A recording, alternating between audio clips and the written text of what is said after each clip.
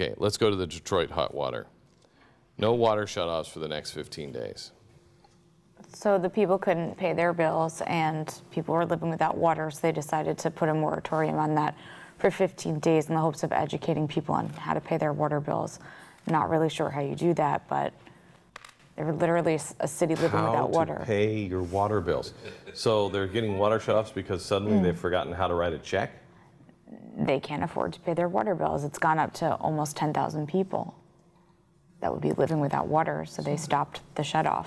They're on likely government assistance and getting a certain amount of cash every month, which should be more than enough to pay their water bill.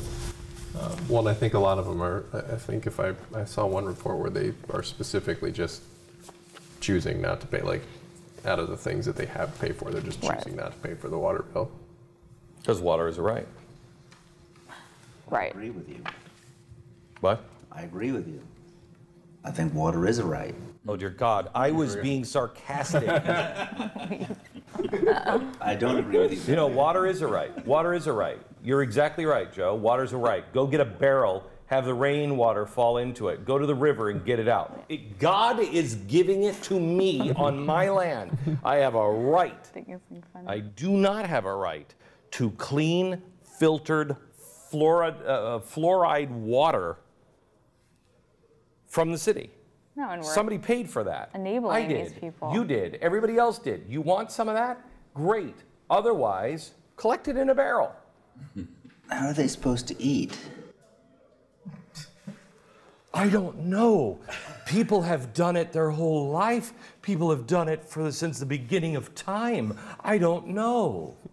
What do you mean, how are they supposed to eat? Why don't we just get the communist contract? Let's just go get the Constitution from the Soviet Union. Got a right to house, got a right to a job, got a right to food, got a right to water. Why not? Let's go get the Soviet Union.